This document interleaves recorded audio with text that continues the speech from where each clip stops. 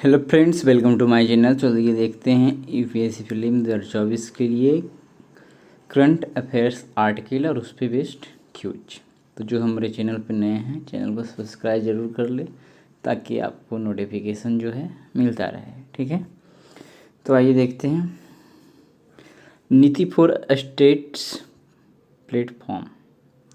हाल ही में केंद्रीय इलेक्ट्रॉनिक्स और सूचना प्रौद्योगिकी मंत्री ने राष्ट्रीय विकास लक्ष्यों की प्राप्ति में राज्यों और केंद्र शासित प्रदेशों को सशक्त बनाने के उद्देश्य से एक डिजिटल पहल नीति फॉर स्टेट्स प्लेटफॉर्म का उद्घाटन किया है। नीति आयोग में विकसित भारत राजनीतिक कक्ष का भी उद्घाटन किया गया है। ठीक है, तो इसके बारे में भी देखेंगे।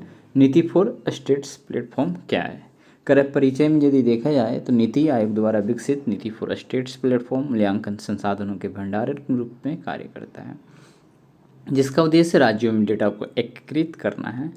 डेटा संचालित अंतर्दृष्टि के आधार पर राज्य सरकारों द्वारा भविष्य के निर्णयों को सूचित करने के लिए निष्कर्षों को केंद्रीकृत करना है।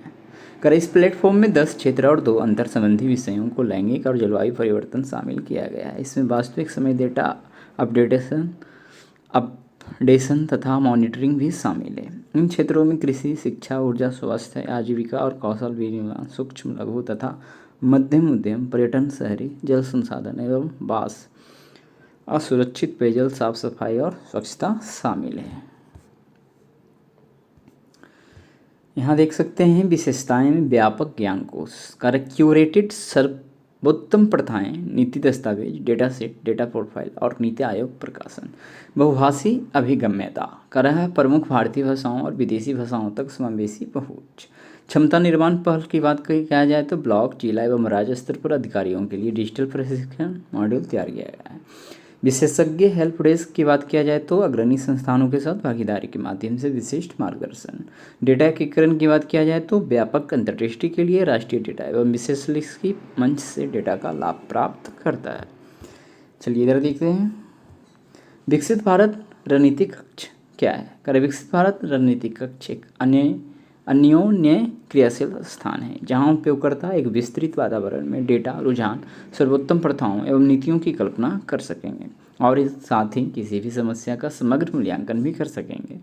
यह उपयोगकर्ताओं को आवाज़ सक्षम AI के माध्यम से बातचीत करने तथा वीडियो कॉन्फ्रेंसिंग के माध्यम से कई हितधारकों को जुड़ने की भी अनुमति प्रदान करता है।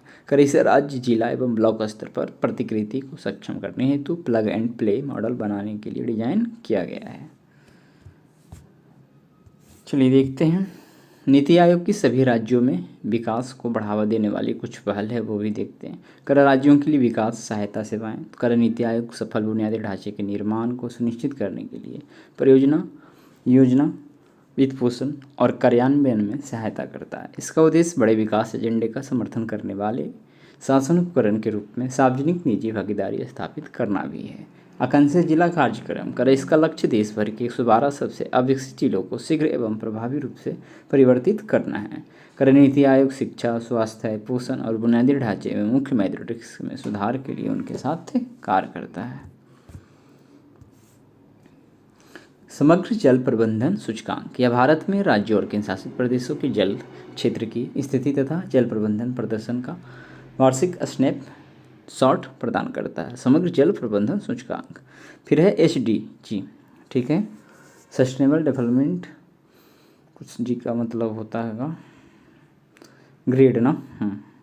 SDG भारत सूचकांक।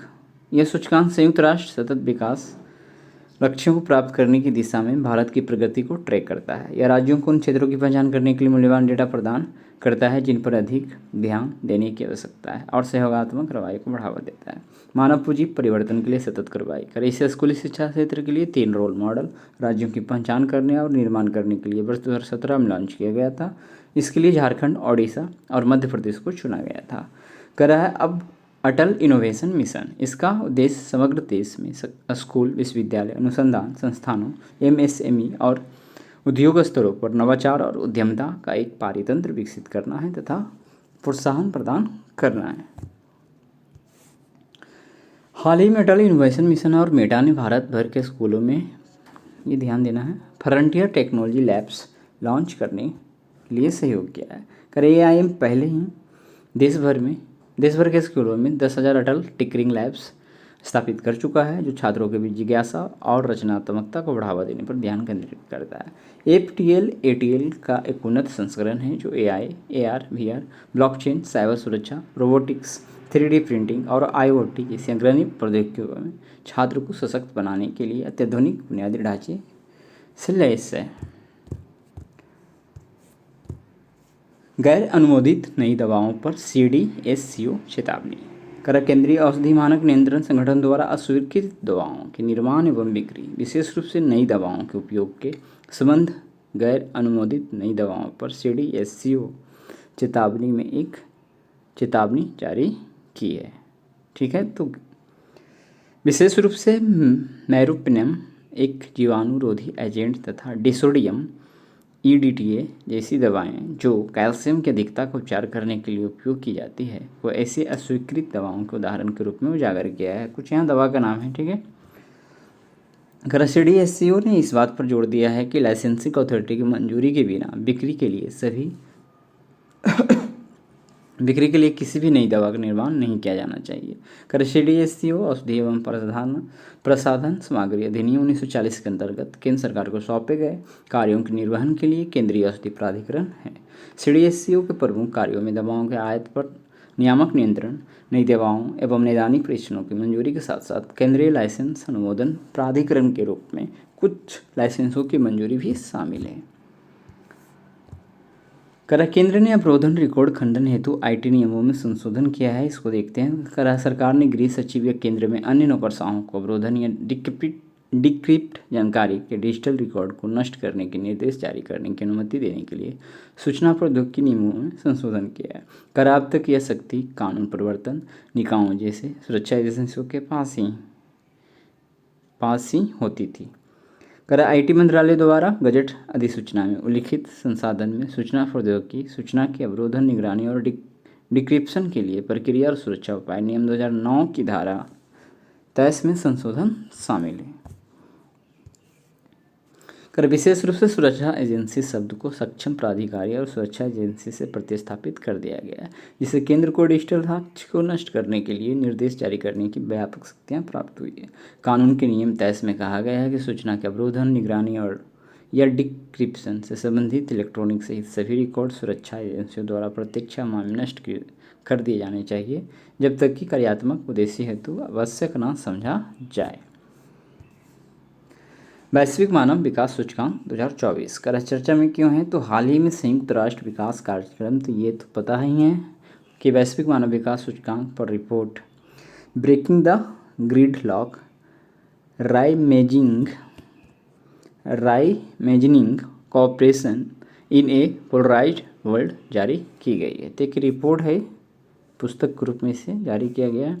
इस सूचकांक में भारत की स्थिति क्या है। संयुक्त राष्ट्र मानव विकास सूचकांक में भारत 193 देशों में 134वें स्थान पर है। ठीक है, एक स्थान का सुधार। इस सूचकांक को वर्ष 2022 के आंकड़ों पर आधारित है। भारत वर्ष 2021 में 191 देशों में 35वें स्थान पर था। इस सूचकांक में भारत को कुल 0.64 अंक दिए गए हैं। ठीक है, भारत को मध्यम मानव विकास श्रेणी में रखा गया है, तो ये ध्यान रखिए। ठीक है, मानव विकास के संकेतकों में भारत जन्म के समय जीवन प्रत्याशा सुधरकर 67.7 वर्ष हो गई है। वर्ष 2021 में 67.2 वर्ष थी। स्कूली शिक्षा के अपेक्षित वर्ष 11.9 वर्ष से बढ़कर 12.6 वर्ष दर्ज हुए हैं। कुल वृद्धि 5.8%। 18 पर सुधार हुआ है। स्कूली शिक्षा का औसत वर्ष बढ़कर जो है 6.57 हो गए हैं। प्रति व्यक्ति सकल राष्ट्रीय आय जो है 5.42 लाख से बढ़कर 5.75 लाख हो गई है। ठीक है, अब देख सकते हैं इस सूचकांक के वैश्विक आंकड़े। तो इस सूचकांक में स्विट्जरलैंड जो है 0.97 अंक के साथ पहले स्थान पे है, तो ये याद रखना जरूरी है। अगर भारत के पड़ोसी देशों का स्थान यदि देखा जाए तो उच्च मानव विकास श्रेणी के अंतर्गत वर्गीकृत में श्रीलंका 18वें स्थान पे है, चीन 75वें स्थान पे है। मध्यम मानव विकास श्रेणी के अंतर्गत यदि देखा जाए तो भूटान 125वें स्थान पर है, बांग्लादेश 129वें स्थान पे है, नेपाल 146वें और पाकिस्तान जो है 164वें स्थान पर है।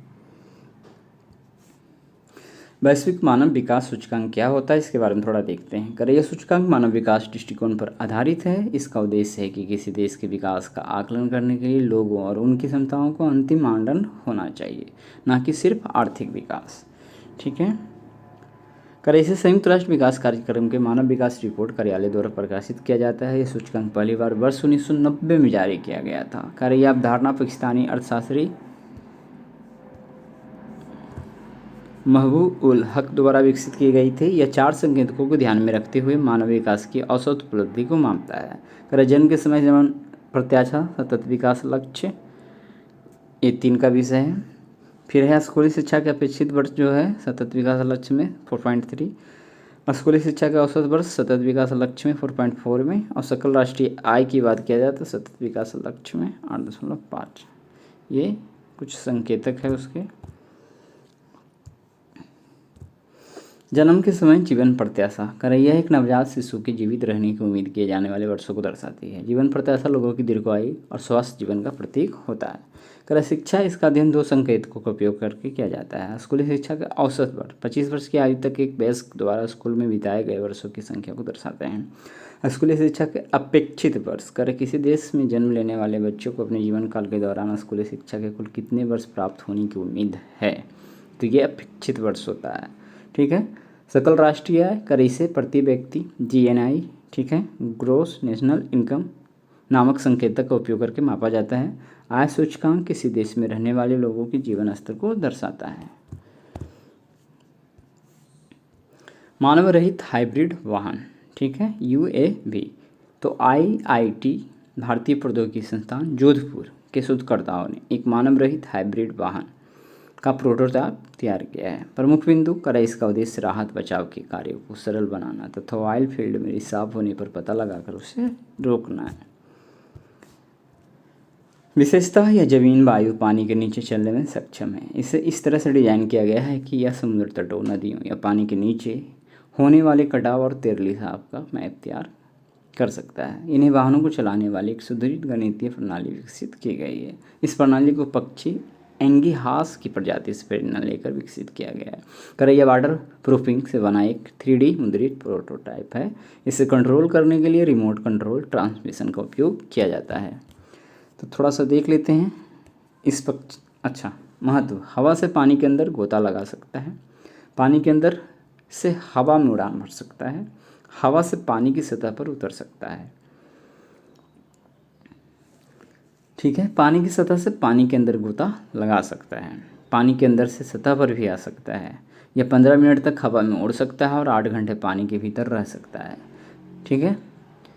यह तकनीक फिलहाल अमेरिका और चीन जैसे देशों के पास है। भारत में पहली बार स्वदेशी ऐसा उत्पाद विकसित किया गया है।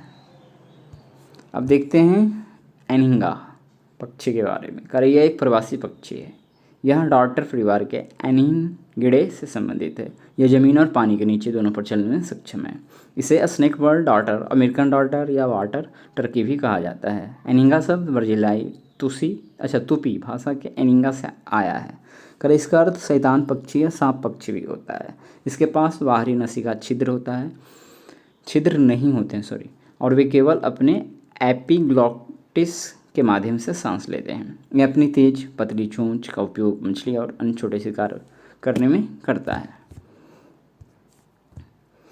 पर्यावास। कर यह विश्व में गर्म, उथले पानी और दलदली भूमि में रहता है। अमेरिका में इसे 2 प्रजातियों में विभाजित किया गया है। A.A एनिंगा कुछ नाम दिया गया है। A.A ल्यूकोगैस्टर। तो A.A एनिंगा क्या है? यह मुख्य रूप से दक्षिण अमेरिका में एंडीज के पूर्व में त्रिनाद और टोबैगो के द्वीपों के पूर्व में पाया जाता है। फिर है ये A ल्यूकोगास्टर। यह दक्षिण अमेरिका, मेक्सिको, क्यूबा और कैरिबियाई द्वीप ग्रेनाडा में पाया जाता है।